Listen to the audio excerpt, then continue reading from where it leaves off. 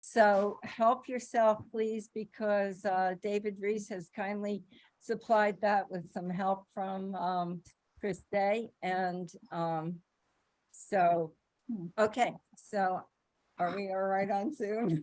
Hi, Zoom. Hi, Zoomer.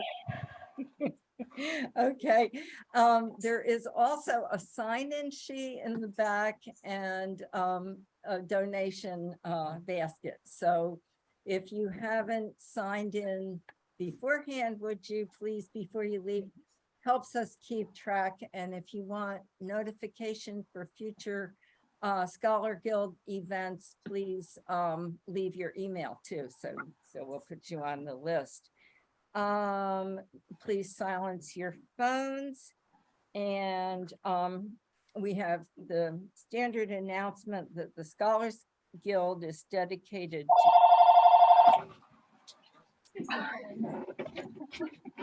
Oh boy.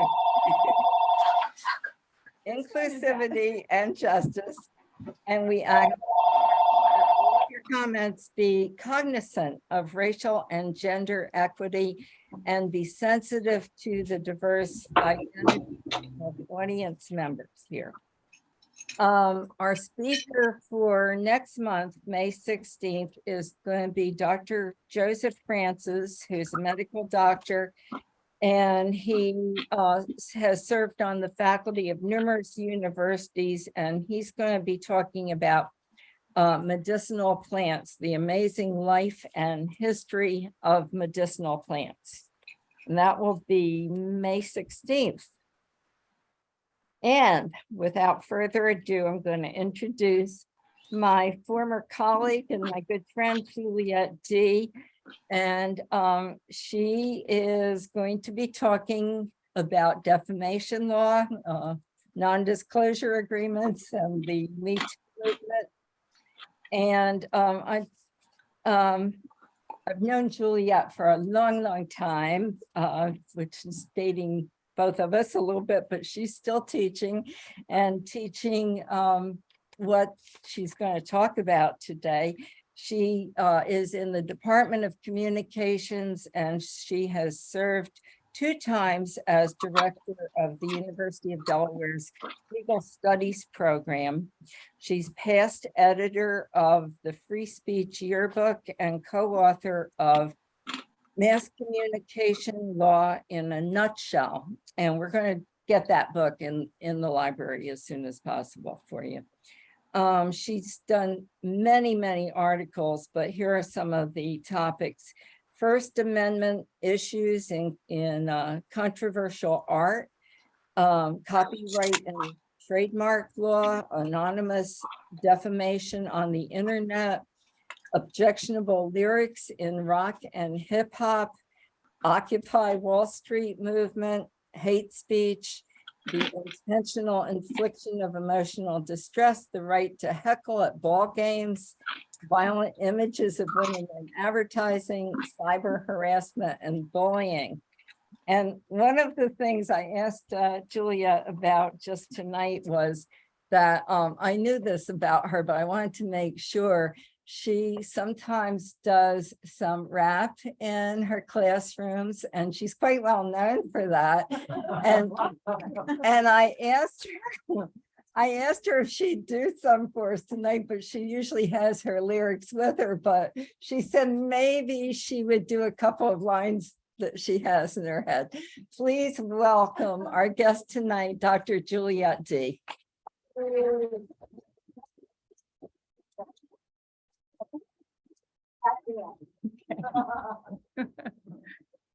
And I think I need to go. Got it. There we go.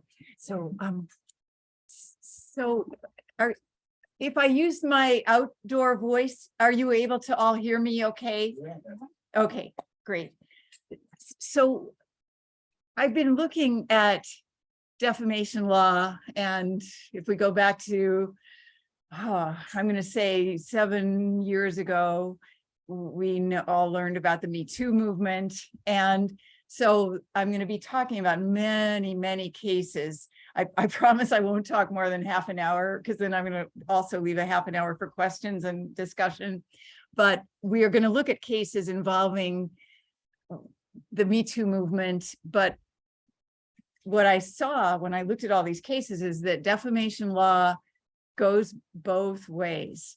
The women who maybe they were victims of sexual harassment or worse many years ago, they post something online saying this guy harassed me or this guy assaulted me, and then the guy calls them a liar, and then they can sue whoever the guy is for defamation.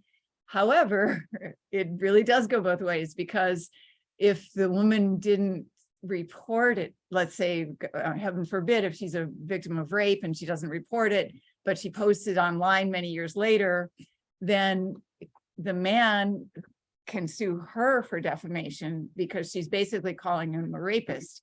So we're going to look at both sides of this. And I thought we could, but actually it's not. You want to share? But it's not going to the next slide. So, To share. okay, let me go share. And it's not advancing. So hold on a second. Sorry about that. I'm going to have to exit out of it's completely locked. Somebody who's an expert here. This is not good. I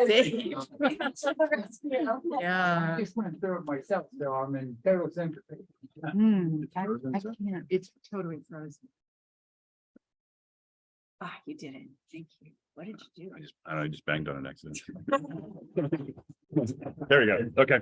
There we go. But I want to make sure that I can. Okay. Well, thank you so much, David. Before I have total panic. Okay, so who can tell me who is this, the lady that you see here? What's her name? If you know her name, shout it out. Do you know what year that picture was taken? A long time ago. It's like Lonnie Anderson or Lonnie Anderson. So, you know, you're right. She kind of does resemble Lonnie Anderson. However, and well, let me point out, she graduated. Martin on the screen. I'm going to tell you who she is in a second, but I just want to really emphasize, she graduated from Stanford. She was a Rhodes Scholar. This is a woman who's very, very bright. Can you tell me who she is? Can you recognize her? Yeah. Okay, so who can tell me who the man is? Can you recognize? It doesn't look like it is sharing. Like now you're in PowerPoint. Oh, shoot. Yep. Okay, let me see if I can share my screen. David, love this woman.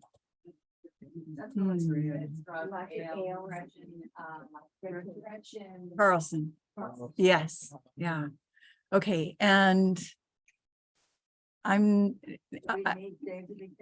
yeah, we definitely need David again, because I'm sorry. Now I'm able to advance the slides, but I'm obviously not in Zoom anymore. I'm sorry. I'm not sure what happened. Sorry about that. So the browser opened. Yeah. Oh, you know what? I know what to do. I'm so sorry. I should have stayed here. This is what to do. Oh, my bad. Okay, so- That's it. There you go. There you go. Click on that thing. There you okay, go. and If you go on the- Will it advance? but see, then it doesn't advance. Oh, so the slide from beginning. Can we go like that? Okay, let me see if I can. There. Thank you, David. Thank you. All right. Sorry, but you folks, I'm used to some setups, but this is a little new for me. Okay, so now you figured it out. We know that this is Gretchen Carlson and this is Roger Ailes. You guys tell me what happened between Gretchen Carlson and Roger Ailes. Anybody remember? Harassment. Who said harassment? You are dead right.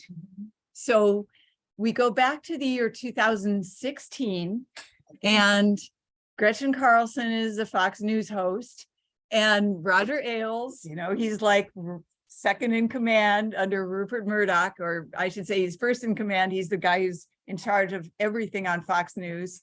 And Roger Ailes says to Gretchen Carlson, and I want to really emphasize here, Gretchen Carlson is happily married. She's got 2 kids who are teenagers. He tells her that she should have sex with him, and she doesn't really want to do that. And here I would love to tell you that I'm the one who said this first, but in fact, I actually have to quote Trevor Noah, you know, The Daily Show. Yeah. Trevor Noah, he throws up this slide of Roger Ailes, who's this ugly old, really fat guy.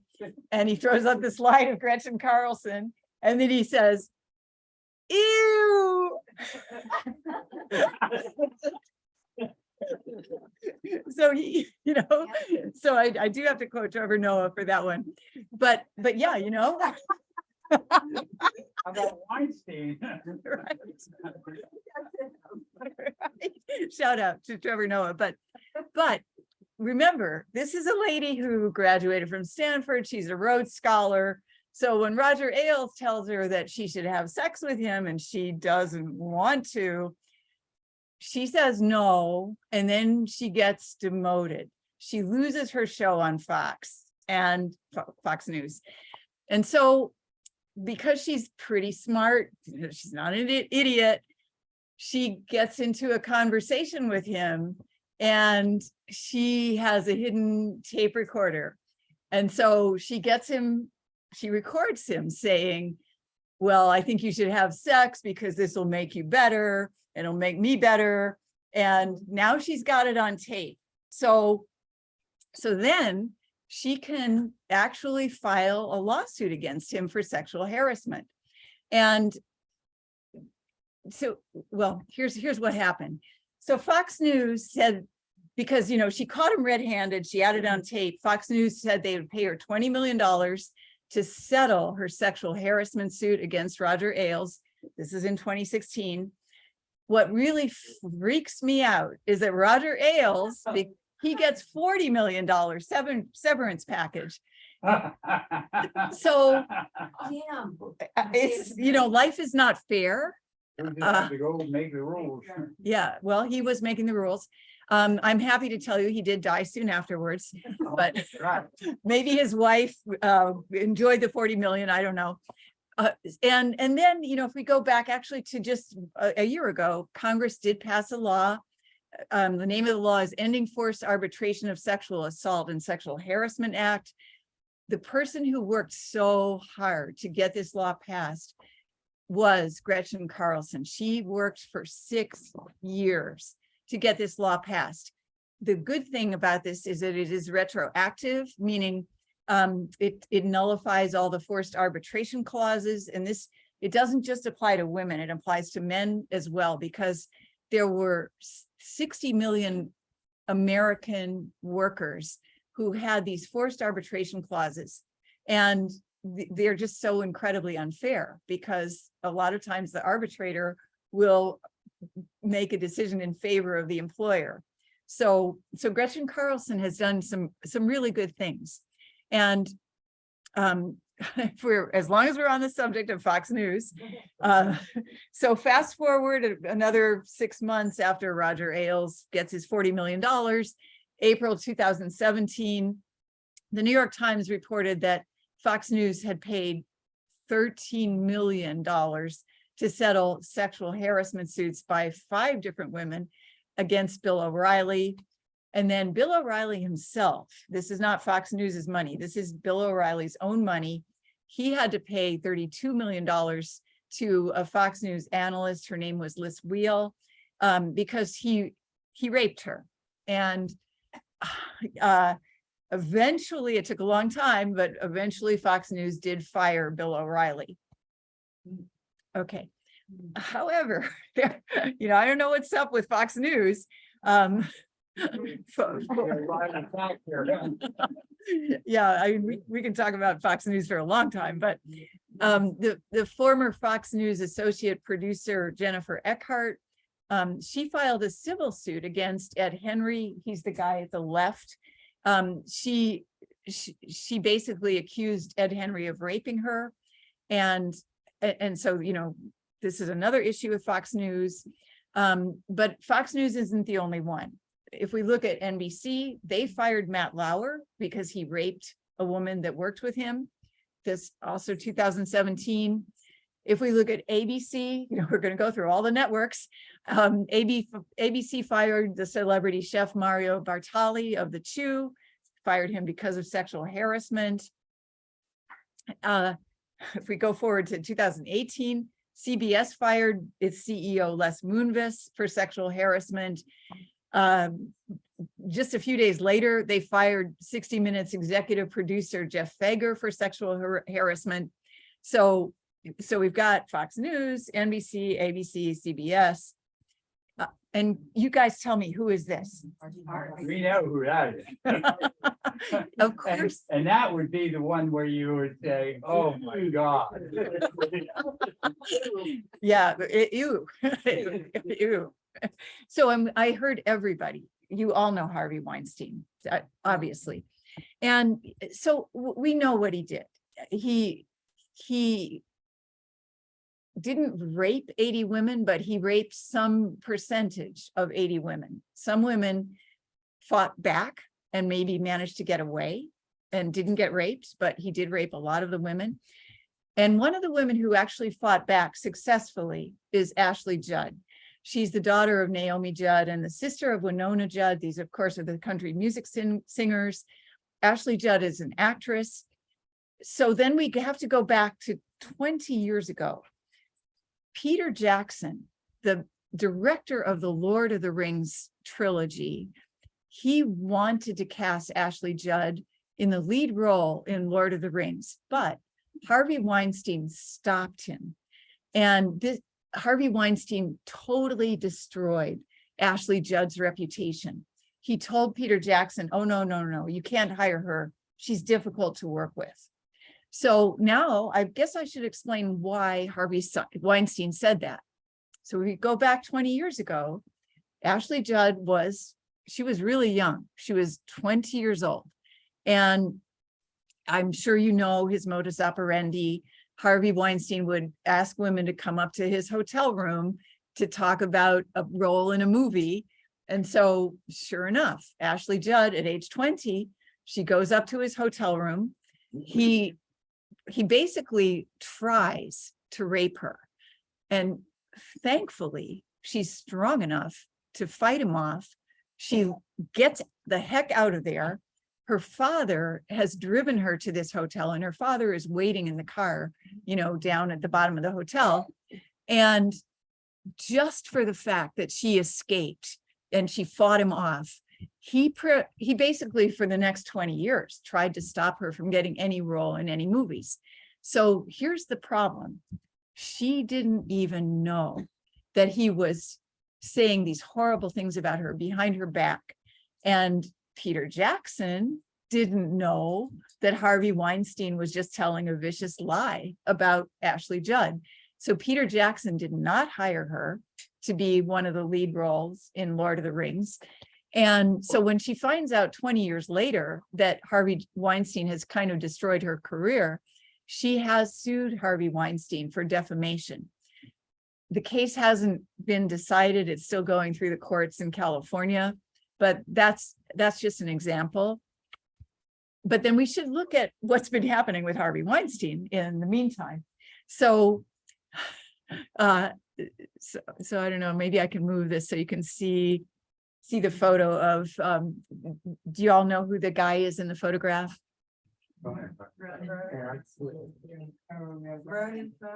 Yes, thank you.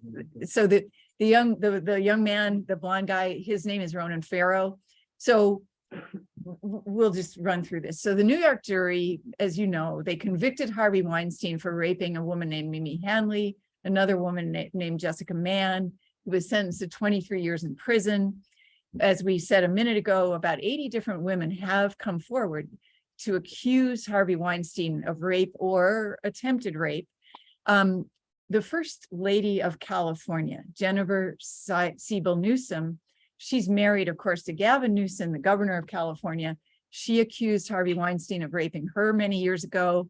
And so in the jury, or the trial in California, which is quite recent, it was like last month, the jury did convict him of raping Jane Doe #1. Sorry, not last month, it was in December, but it was like 4 months ago. And he was sentenced to another 16 years in prison. But the good guy here is Ronan Farrow. And I'm sure you know, he's the son of Woody Allen and Mia Farrow, the actress. He's the one who broke the story about Harvey Weinstein. And for this, we go back to the year 2017. It was the New Yorker that published Ronan Farrow's story.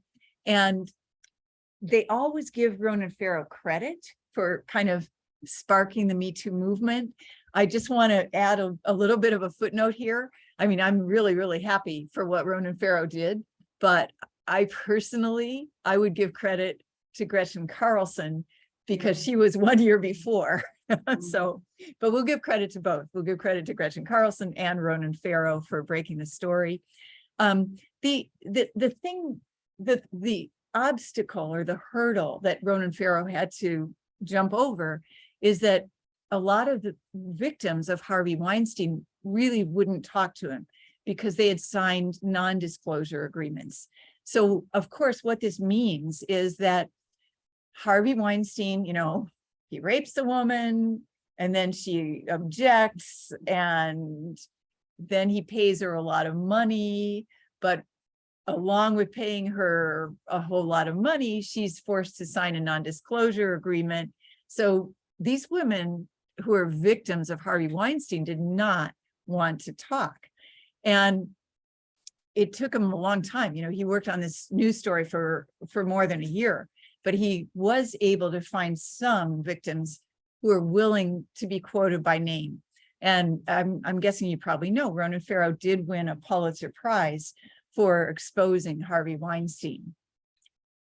Okay, now, I guess we have to talk about Jeffrey Epstein as well. And so there's an issue with plea bargaining. So if we go all the way back to the year 2008, this billionaire, Jeffrey Epstein, he got a plea bargain after he had raped more than 40 girls. And these are teenagers. These are like 13, 14, 15-year-old girls. They were all victims of sex trafficking. Jeffrey Epstein did spend 13 months in jail, although it was a very, very white-collar jail where he only had to show up and sleep there, but he was allowed to work during the day. It was just pretty outrageous. And the guy that you see to the right in the photograph is Alexander Acosta. He was Secretary of Labor under Donald Trump, but he was the one who set up the plea bargain for Jeffrey Epstein in Florida. So Alexander Acosta actually did break a federal law. The federal law required that victims have to be informed about plea bargains, but Jeffrey Epstein's plea bargain was kept a secret. So if we look at Jeffrey Epstein and just Ghislaine Maxwell, so you know, what is that expression? Love means finishing each other's sentences. That was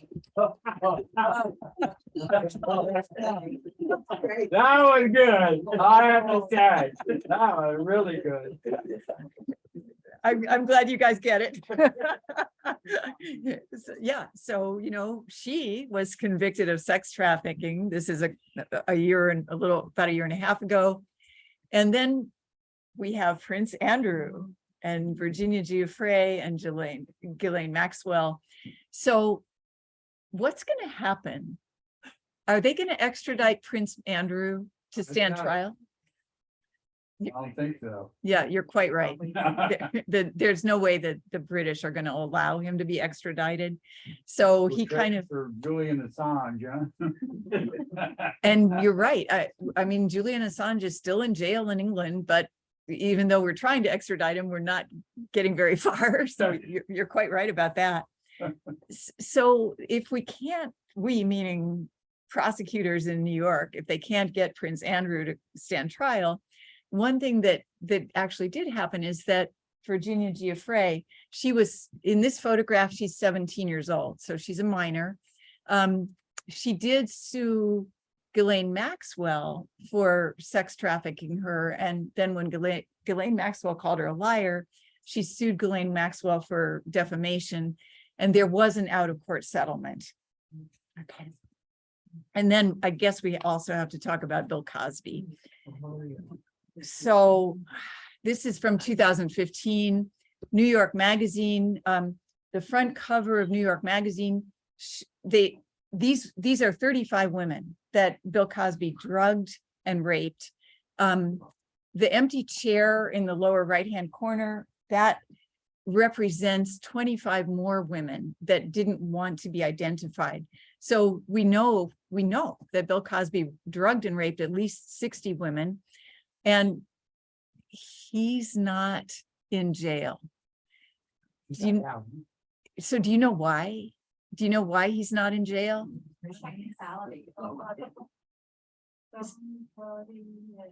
Montgomery County. Past. I don't remember the exact details. Isn't it a COVID-related free pass you get to get out?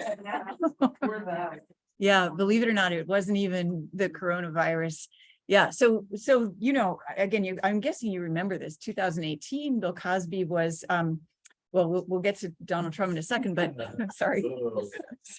But yeah, 2018, Bill Cosby's case went to a jury. The jury convicted him.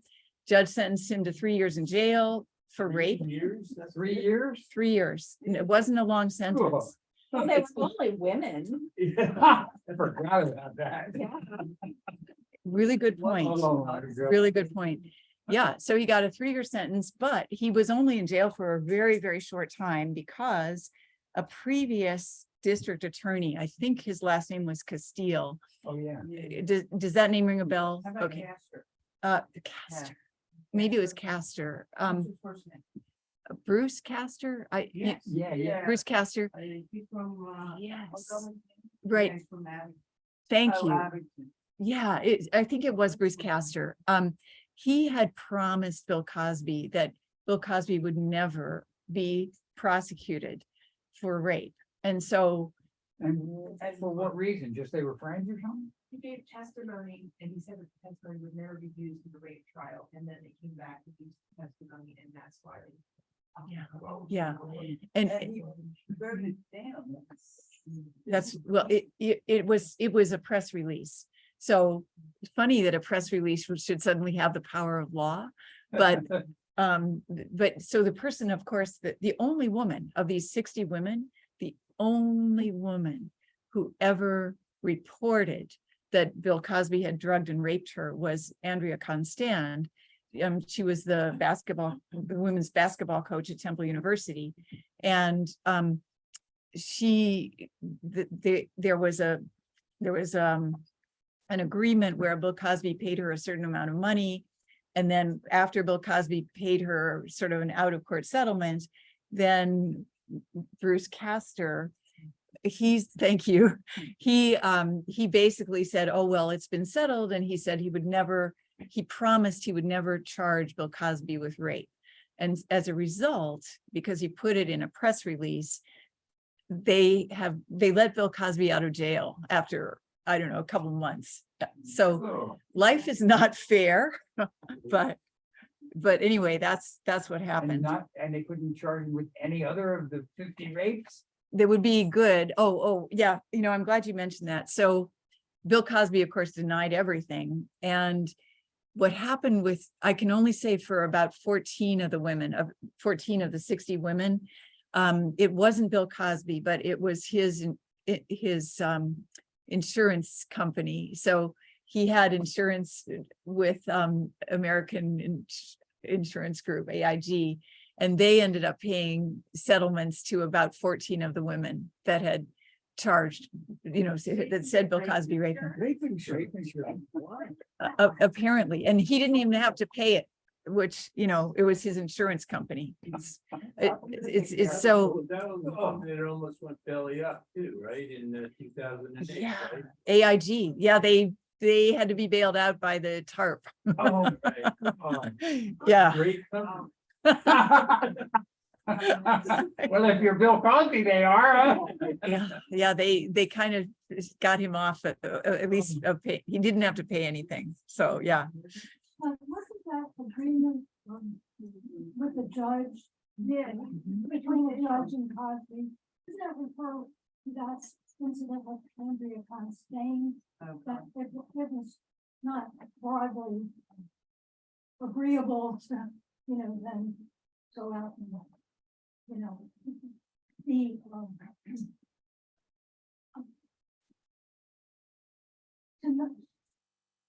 there would be no action if something else occurred. It's limited, I believe, to that one trial. Yeah, actually, you're quite right. Yeah, and that was part of it. That's part of the reason why Bill Cosby ended up spending like a month in jail and then getting out.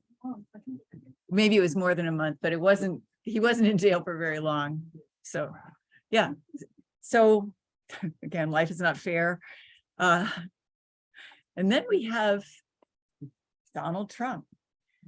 So I don't know if any of you remember, this is several years ago. This is when he was running for president in 2016. The woman that you see here, Summer Zervos, she said Donald Trump had groped her. He denied it. When he denied it, he's basically calling her a liar. So she sued him for defamation.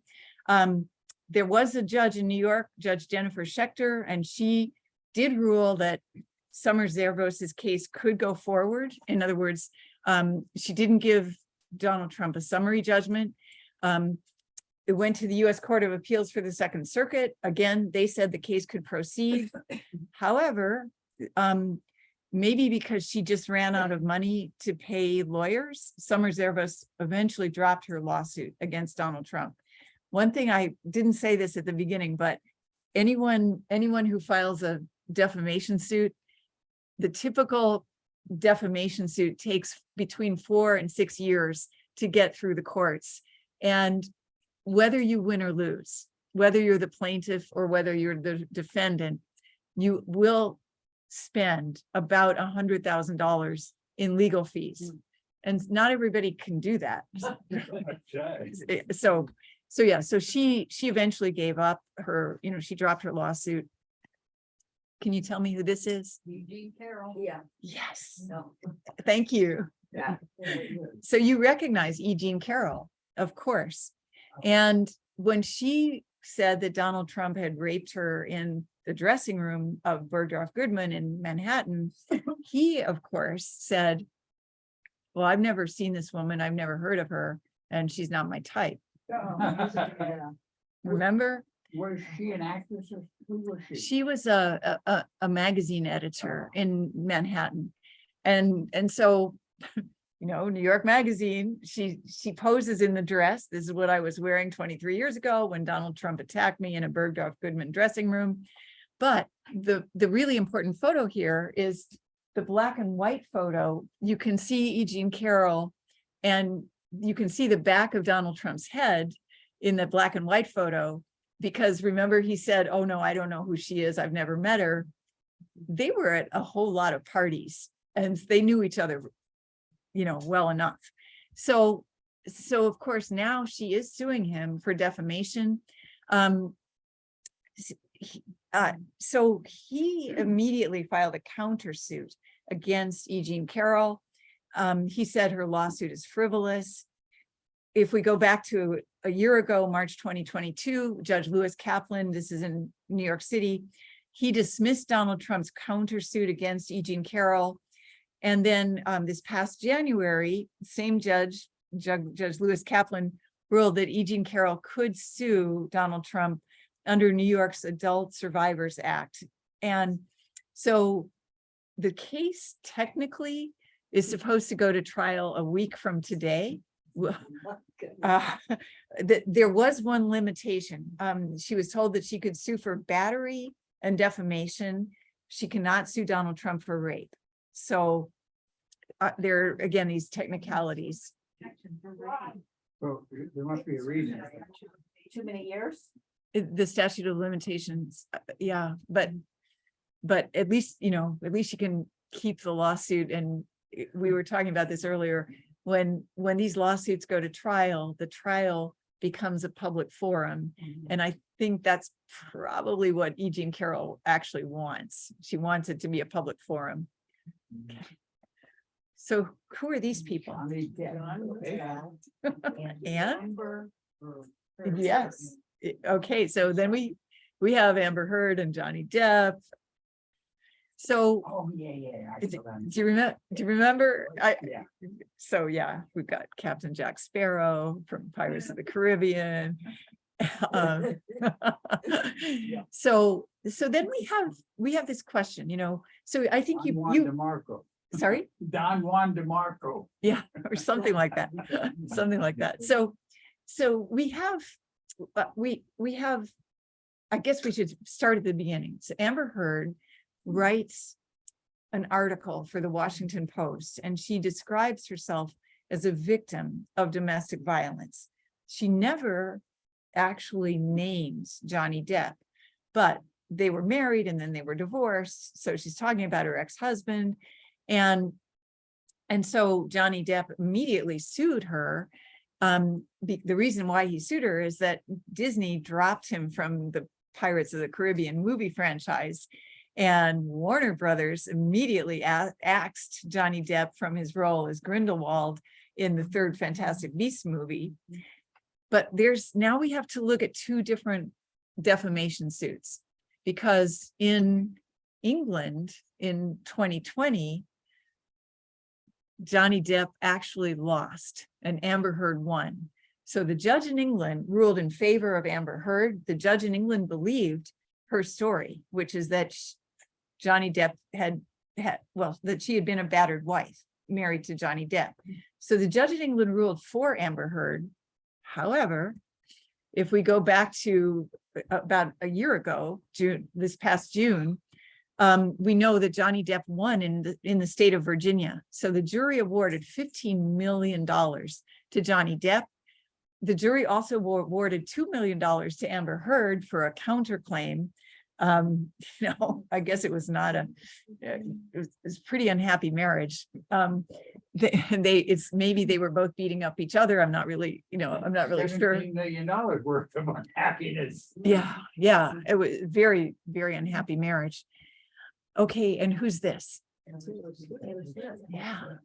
So now, in terms of seriousness, this case is much less upsetting and much less serious.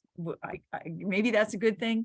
So the guy that you see here, his name is David Miller.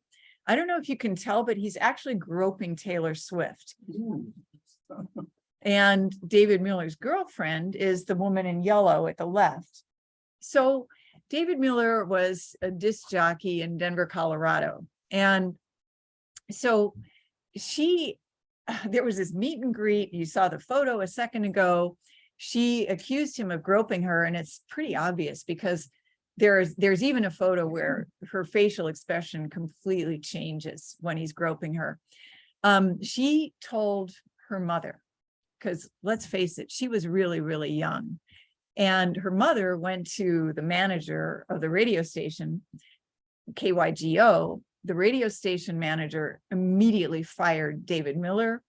When he got fired, he sued Taylor Swift for slander.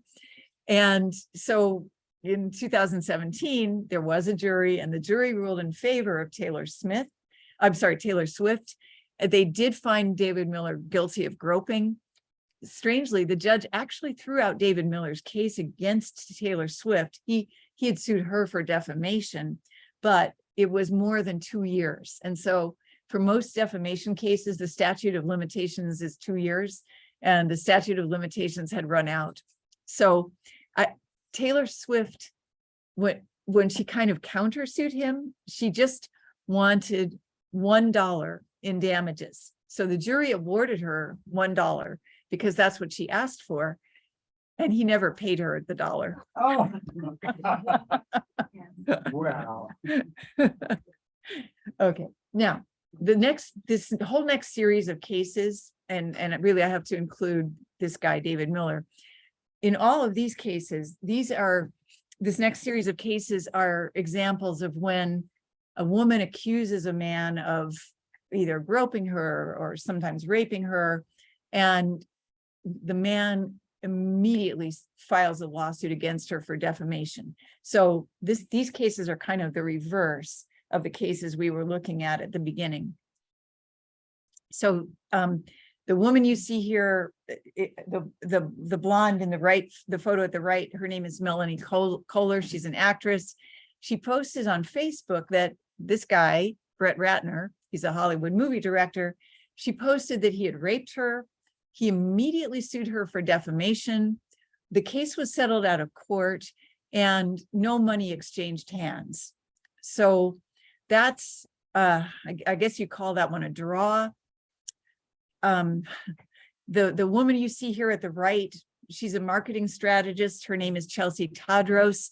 She posted on Twitter that this hip hop music producer, his real name is William Ben Susan, but his stage name is the Gas Lamp Killer. Great name. She said that he had drugged and raped her at a party at the Standard Hotel in Los Angeles. This is back in 2013. So he sued her for defamation, very similar to the Melanie Kohler and Brett Ratner case. They settled out of court and no money exchanged hands. So again, I guess you call that one a draw. Here, the woman that you see at the right, her name is Monique Green. She's the guy at the left, his real name is Cornell Haynes, but his stage name is Nellie. She says he raped her on his tour bus. In this case, and I want to really emphasize, this is one of the very rare cases, because in a whole lot of the cases we've been looking at, the women don't report the rape. And maybe it happened to them 20 years ago or 30 years ago. But in this case, Monique Green immediately reported the rape. However, for whatever reason, prosecutors did not charge Nellie with rape. And so the minute he didn't get charged, he turned around and sued Monique Green for defamation. Then a judge dismissed his case against her. And people were a little bit baffled, but there was kind of a lot of speculation that maybe Nellie had paid her a lot of money and she had signed a non-disclosure agreement. So this case just kind of disappeared. Okay, and then if I say the name Kesha, is that familiar to people? You know who Kesha is because you're really young. So she's a singer, and well, her real name is Kesha Siebert. She said that the guy you see here, Lucas Gottwald, who his stage name is Dr. Luke, she said that he had drugged her and raped her.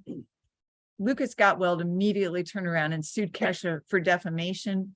One thing I really want to emphasize, remember a minute ago when I said that the typical defamation suit takes 4 to 6 years to get through the courts. This case started in 2013. So this case has gone on for 10 years.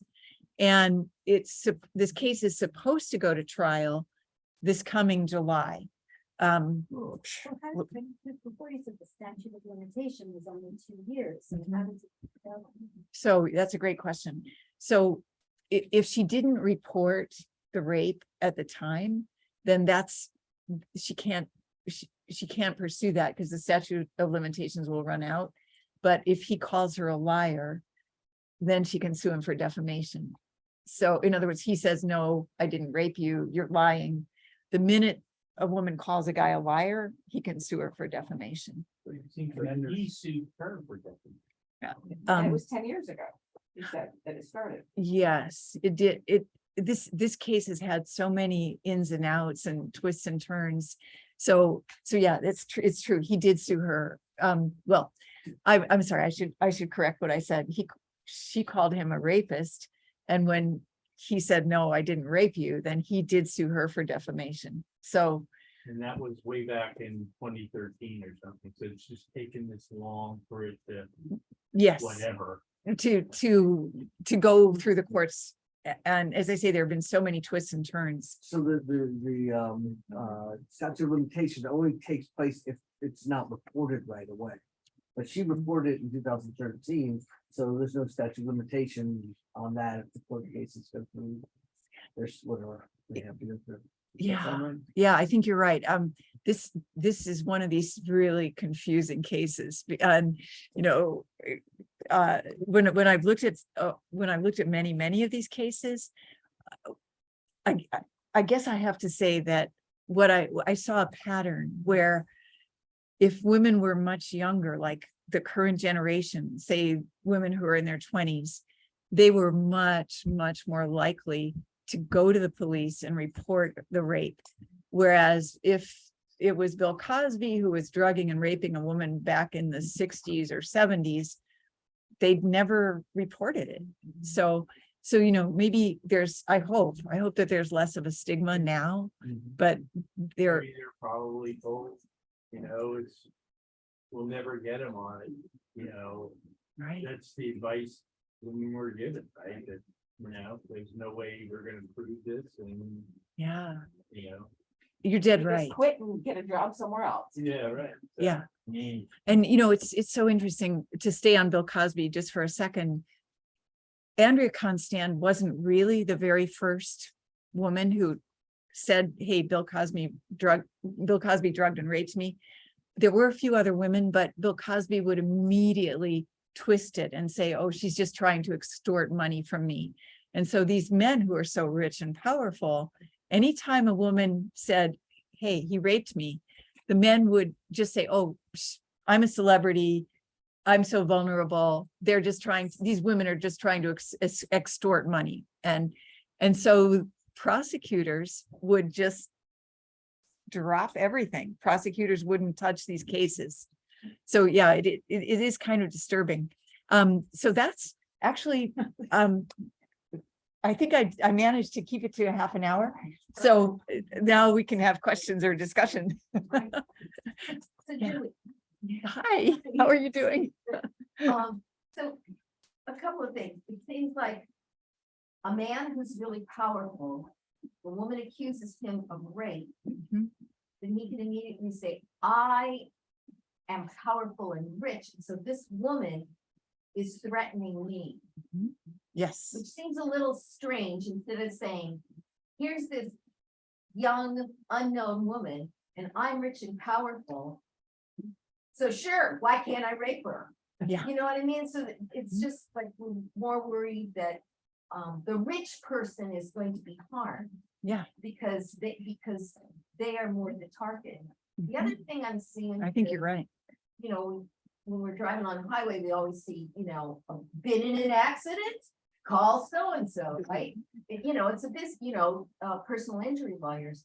So is the same thing happening for like accused of rape? Call me to countersue. You know, I mean, is there like an industry of lawyers who will just immediately, you know, give an accused of rape, just countersue here? Well, You know what I mean? that's such a great question. I think you're saying that if you have a rich and powerful man who's accused of rape, the man should immediately countersue the woman. Yeah, it certainly has. It's like Becoming an that's industry. fascinating. Sounded like she was saying that Yeah. that the lawyers like ambulance chasers or Yeah, can't wait so- to take the case. And Yeah, then so are there rape chasers? I don't know. You know, I mean, it's worked great for Donald Trump. Anytime somebody sues Donald Trump, he immediately sues them in a countersuit. And because he has more money for lawyers, he's managed to be pretty successful. Now, of course, he did just get indicted not for rape, but he got indicted in Manhattan for maybe not reporting a campaign contribution.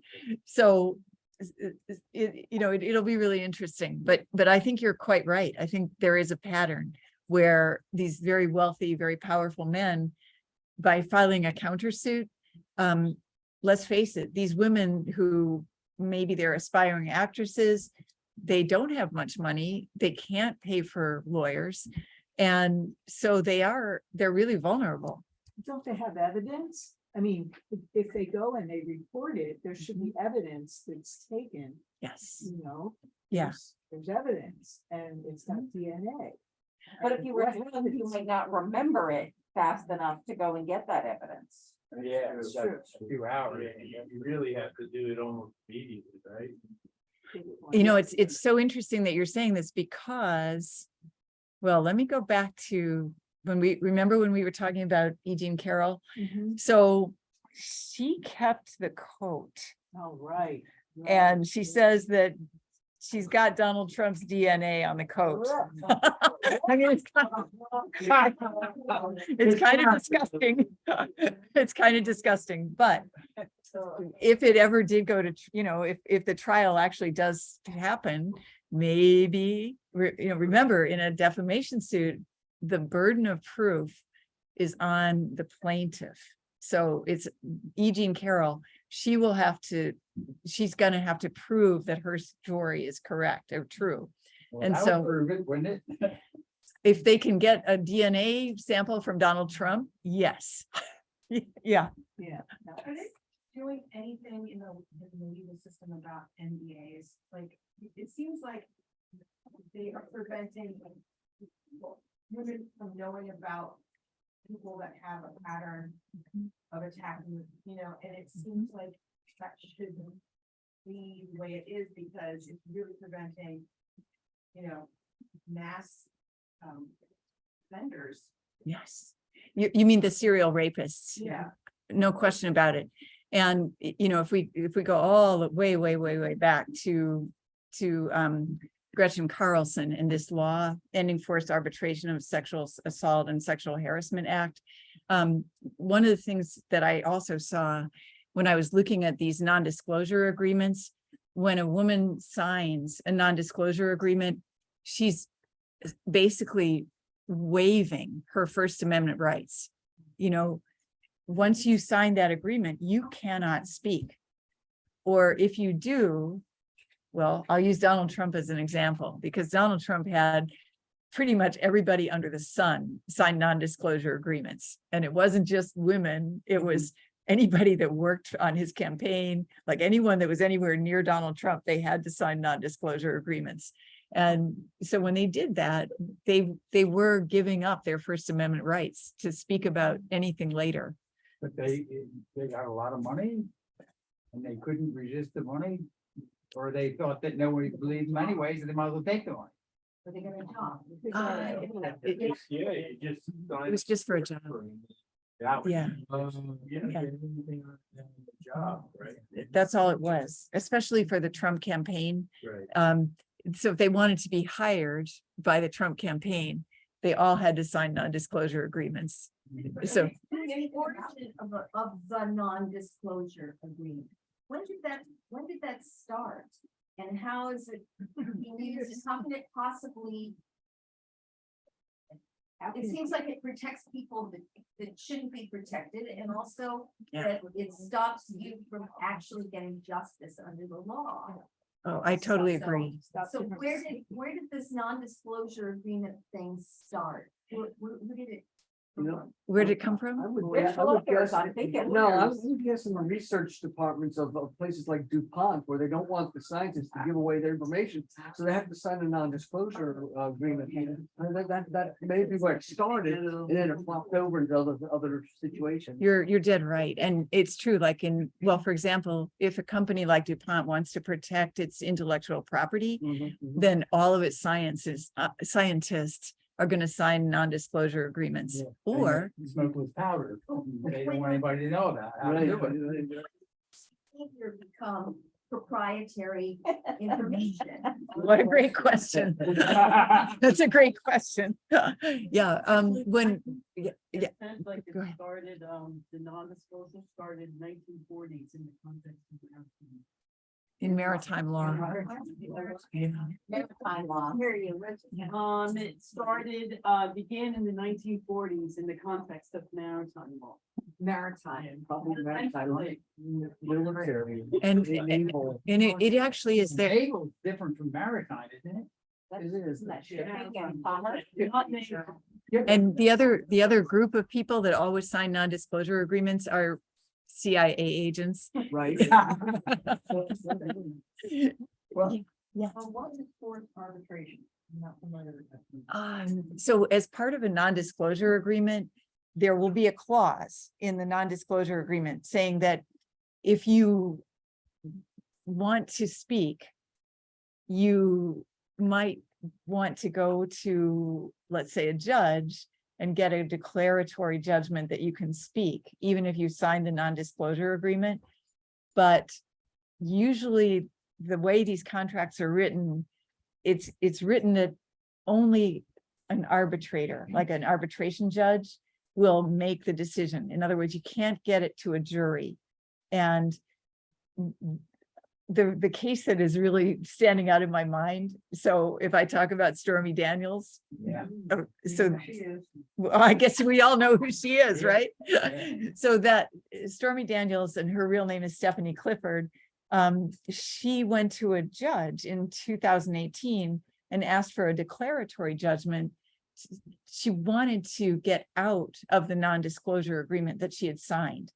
And so the problem is, again, the way contracts are written in the United States, if you take contract law and then you take First Amendment law, judges will always put contract law above First Amendment law.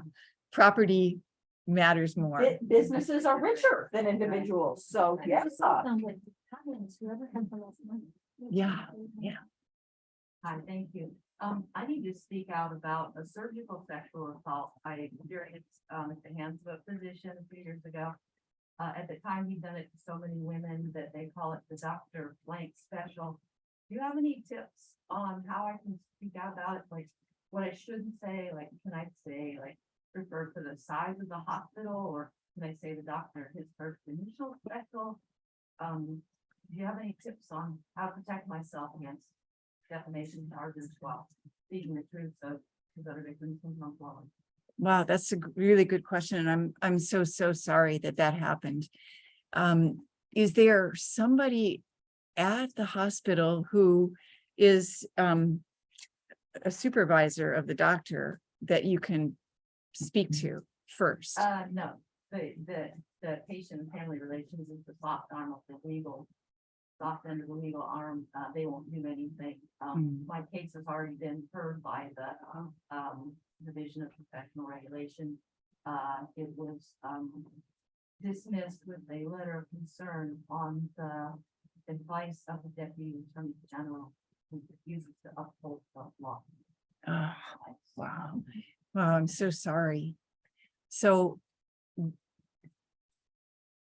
to tell you the truth, if you do report the doctor's name, let's say you go to the News Journal and they publish a story, there's absolutely nothing that you can do to protect yourself from a lawsuit by the doctor. And the reason that I'm saying that is in the United States, anybody can sue anybody for anything. And so if you're telling the truth, which I know you are, you could win, because truth is always a perfect defense in a defamation suit. But the problem is It costs $100,000 and takes years. it takes 4 to 6 years, even if you win. And it's going to kill me to say this. It's very rare, but once in a while, the students in my class will tell me about something maybe happened with their moms and dads, and they'll ask, should my mom sue for libel? And I always say no, because do you want to live under unbelievable stress for 4 to 6 years? Do you want to spend $100,000 on legal fees? It isn't worth it. Right. And it's breaking my heart to say that. No, I know I can't say his name. Yeah. But can I say the doctor, his first initial of his last name? Am I talking about it? Or do I have to make something up like Dr. Cuts-Are-Up? It's totally fresh. You know what? My personal reaction is I would say you should tell everybody, because there's also a chance that he won't sue you for defamation. And maybe it's worth taking the chance. Well, if you don't put it in the newspaper, he's not gonna know you, that everybody knows about him, maybe. That's right. Amber Heard didn't say Johnny Depp's name. Right. Yeah, You gotta that's- do that anyway, right? That is, Yeah. It's not published. He lost $13 million. That was expensive. it cost her a lot of money to write that article in the Washington Post. You're quite right. So I can't call this one. I'm not a lawyer. I think if you tell all your friends, it's unlikely that you would be sued for defamation just because the doctor doesn't want to bring more attention to the fact that he's a serial abuser. So it might be okay to talk to all your friends. Oh, no, I want to talk to the press. I want everybody to know about this, so there's other victims can come forward. too. Go for it. So, Yeah, Just don't say his name. that's a I'm kinda like possibility. saying Dr. Cutter out there. And the other thing I would say, if you go to Widener, well, it was called Widener School of Law. They may have just changed the name to Delaware Law School, but I think they have a pro bono section, and you could speak to the law professors who help people with pro bono cases, because they might be able to help you. Right, thank you. Give me some suggestions. Very good advice. Or they send there to get advice. Yeah, You open for questions? Sure. More questions? go ahead. I want to know, I mean, we went through all these rich people. I'm sure they're Yeah. middle class people are guilty of rape too, but Yeah. so far we talked about these rich people. Couldn't they hire a prostitute? My God, Rape really isn't about sex. It's about that's what power. I'm getting at it, and it must It be is. about something. It's actually Yeah, about domination. power. I'm so glad that you said that. It's really not about bizarre to sex. me. Mhm. Yeah. These are very disturbing cases. Prince Andrew, if he seduced a woman who was 18, a year older, and looked just as young, it would have been legal, wouldn't it? If he seduced her instead of raping her? I think that a lot of men have a sense of entitlement. God almighty. Mike Rob, I mean, surely this is happening with, middle class people too. I mean, are there cases like that? Yeah. And do they end more fairly than the rich people case? No.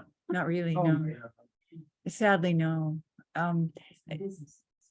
Yeah, it seems like, yeah, the problem with most rape cases is it's he said, she said. And so, maybe there could be evidence, if the woman has a rape kit, but unless there are witnesses, it's always he said, she said, and it makes it really hard. Yeah, yeah. I remember in, when the Me Too movement was just starting to gain speed. And I was just so happy to hear that women were finally coming forward about these issues. Because I would guess that pretty much every woman in this room has been harassed in one way, groped. Or raped, or, if people are willing, men and women get this, right? It's not just women. I didn't talk about Kevin Spacey. I'd love to see a show of hands of people that felt like they have had like some sort of harassment or groping or whatever in their lives ever. Mhm. Because it's the majority of people Mhm. in the room, women. But I also, Women, but I mean, it could be men. Yeah, as you say, you're dead right. And I never mentioned Kevin Spacey, but there are certainly men who have been guilty. Just, Yes. not, it isn't, sometimes it's somebody like Kevin Spacey, who's also a celebrity and also very powerful. But you wanted to say something. well, I was just gonna say, I talked to my daughter a lot about this. And it's definitely a generational thing. I think our attitudes and what we were willing to accept growing up and in this trying to get into the job market is a lot different than the 20-year-olds out there. It's so wonderful to see that they don't, they will call people out for it. And I think men are feeling less, I mean, I don't wanna speak for all men, because I'm not. But, I think men are feeling less entitled to do that, because I just remember walking down the street in New York City and, you know. Wolf Wolf call, yeah. Wolf call definitely constantly, but, you know, groped or whatever, I mean, it just happens. And I think men are hopefully not doing that. New generation. Yeah. New generation. Yeah. Julie, if, you know, these accusations become a he said, she said situation. And in past, he said always wins. It did seem like it. Wins. Mhm. But since the Me Too movement, has that shifted? Or are we just talking about it more and being more open about it? But the men are still winning. Oh, what a great question. Yeah, so what I kind of saw from all these court cases is that if a woman didn't actually report a rape, you know, even let's say it happened 20 or 30 years ago, she was at such a huge disadvantage. And I guess the person that I would just very, very, very specifically talk about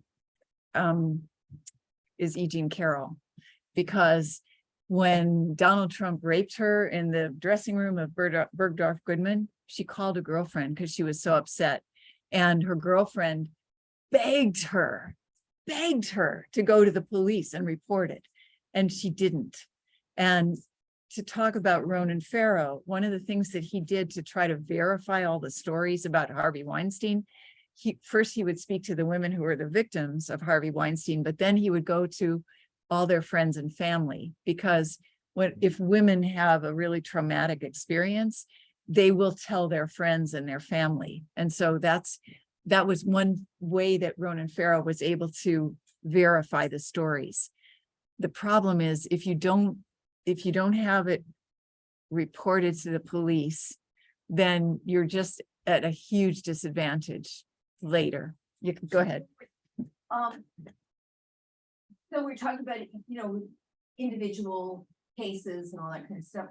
But of course, this has a whole institutional level. The same way we see in the Catholic Church, the institutional level of all the child abuse.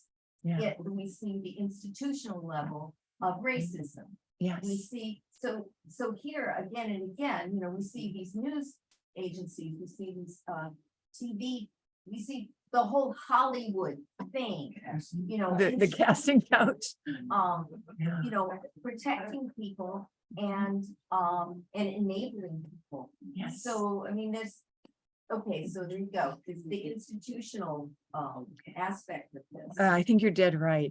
It's funny you say that, because I literally this past Saturday, I'd seen it before, but I watched the movie Spotlight again and talk about the pedophile priests and the Boston Globe. And the thing, I'm going to say this only for myself, because maybe I was a little bit naive and maybe I was way too idealistic.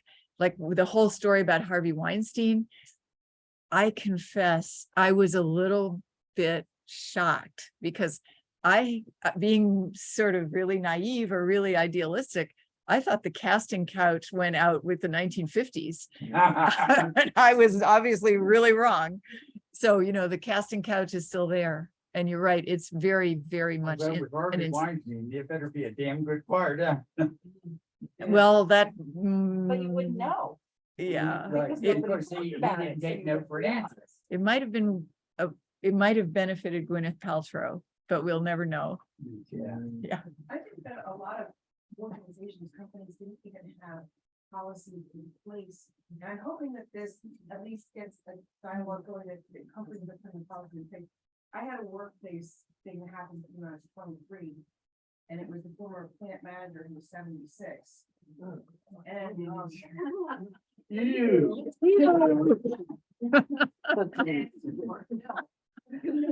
I reported it, I came, because I was gonna have to work with him by myself for, many times. And I couldn't do that. So when I told them what happened, and they kind of shook their heads like, yeah, this has been happening for years, and that's, yeah, exactly. And, they said to me, I'm 23, they said to me, what do you want to have happen? And he's a former plant manager that was working part-time in our design department. So, I said, well, I was working second shift and we would often work alone together. And I said, well, I can't work with him.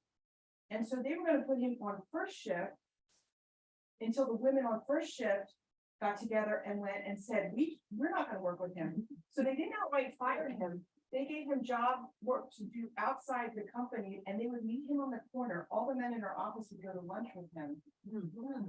And, companies didn't have. And I'm hoping that what happens is they at least put some things in place that when people, because women didn't report because nothing's gonna happen. Well, now if they start reporting, you've got to have your protocols and your trainings and things like that have never been in place before. Yeah, I think that's such a good point. And you're right that the term sexual harassment didn't even exist until maybe the 1980s. And we have to thank people like Gloria Steinem. There are people who tried to take what was happening, sexual harassment, and then they tried to create some kind of legal barriers to sexual harassment, but it's been a long struggle, and I'm not sure how far they've At gotten. least there's a reaction. That's a good start. It was a start. Yeah. I don't want to be a Debbie Downer, but to me, what all of this is saying is again, the devaluation of women, girls globally in America, and we continue to try to become equal. And the system don't really support equality. So I think Me Too, I did go down to Washington for that. And I do think it sets something where there's a standard. Everybody refers to the Me Too movement now when they are talking about what's happening between people or in situations. So that is helpful, but it's still, I don't quite get how this got this way. As I've said to my daughter, how did they get in power? I mean, women, you can't have a life without both of us. So I'm just really, it's discouraging that that's a possibility Trump's gonna get away with this one too, and I'm rooting for her, but I agree with you. I mean, it's incredible. I mean, Donald Trump gets away with everything. It's just so frustrating. Yeah. He has mesmerized half of America. Yeah. It is at least encouraging that even Fox News fired some people over this, right? I mean, that's a little bit of encouragement. the severance package was. Well, The severance package, 40 million. You give them 40 million, Fire me like that, huh? Yeah. And it was great for Roger Ailes' wife, I guess, since he died rather conveniently afterwards. Fox News just paid how many $100 million? Was it? $750 million today?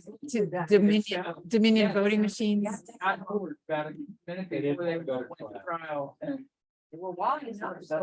So, and the reporter says, well, they probably won't say the election was stolen again, but that doesn't mean they're not gonna tell other lies. Exactly. Their modus operandi. That's so true. In fact, we were talking about the Dominion voting systems versus Fox News earlier, and I was saying to Suzanne, I really wanted it to go to trial because I wanted that trial to be a public forum, so that all the crazy Fox News listeners and viewers Could would- say it. could see that they're a pack of liars, but But they won't watch that. you're right. If you're only see what you believe. I talked to people who still live in the pizza parlor where they had the bottles in the basement. No basement, They yeah. had no basement, they still believe it. I mean, Comet ping pong. Yeah, that was really bad. Yeah.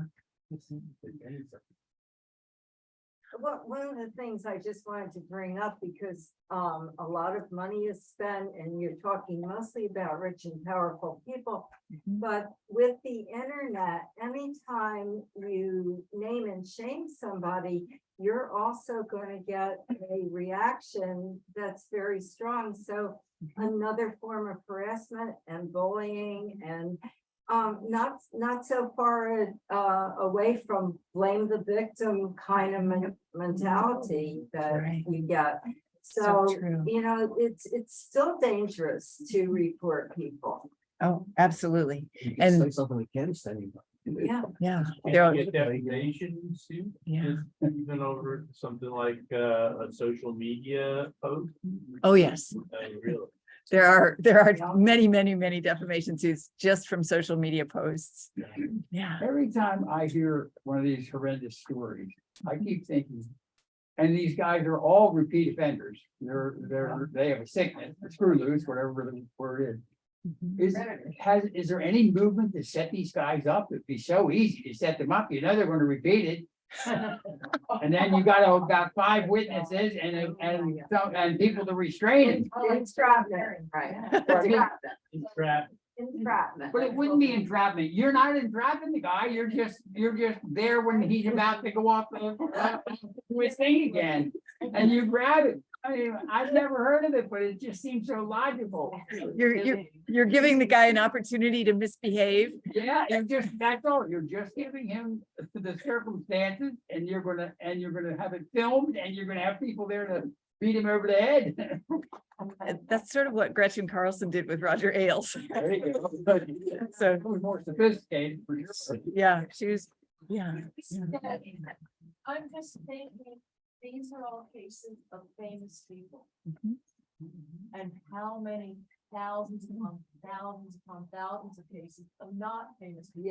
Yeah. People are out there serial raping, and so I love it. You're having conversations with your daughter and saying, you know, this isn't okay, or we're having conversations with our young, with our young men, and you know, making a noise. This is not okay. No means no, and to report it.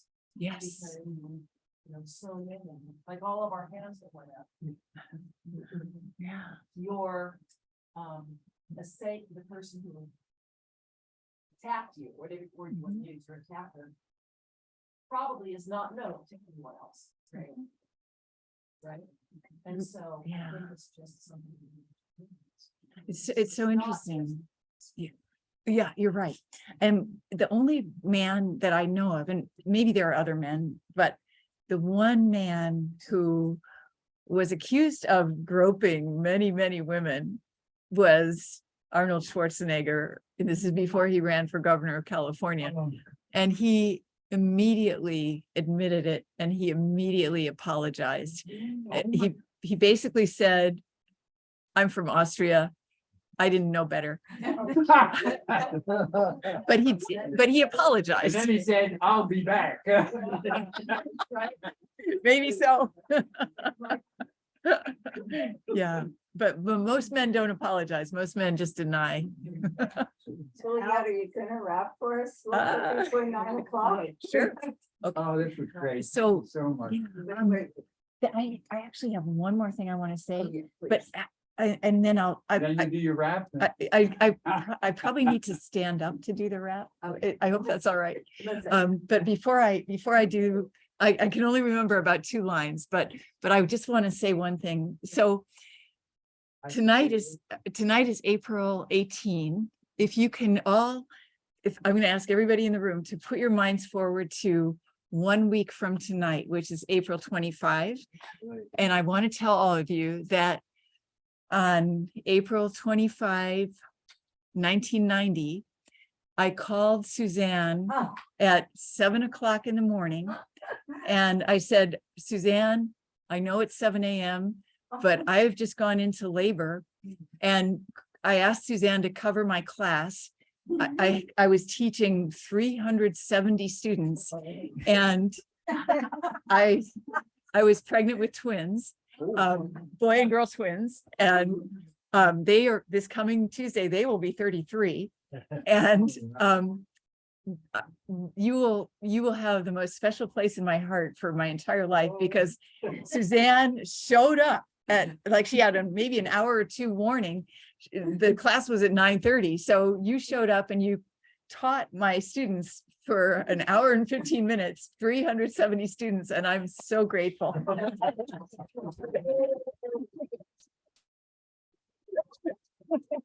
Thank you, Julia. Well, it was quite shocking to walk in and see 300 and whatever. 370. 370 students, almost 400. I'll never forget that. Well, they loved your lecture. I thought class of 30 was a lot.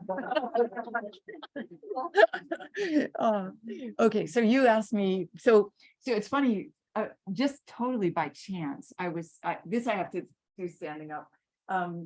Today in my class, I only have 100 students today, but I do teach a course in mass media law, and they have an exam on Thursday. And what I do is I do a rap, but the rap contains all the questions that are going to be on the exam.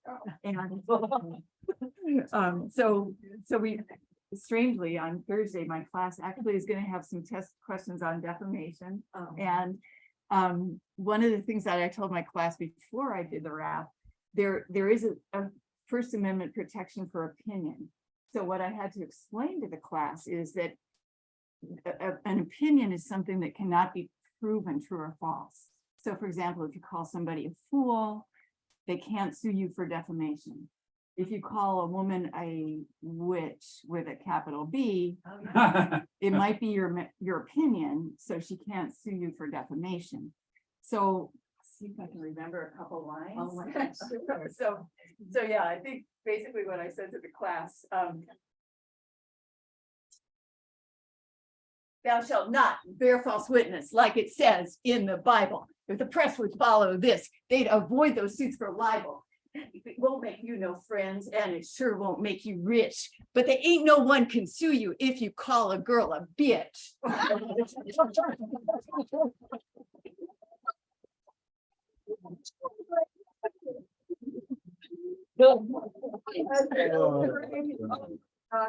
That's what I can remember. Another burning question. I think we ought to thank Julia.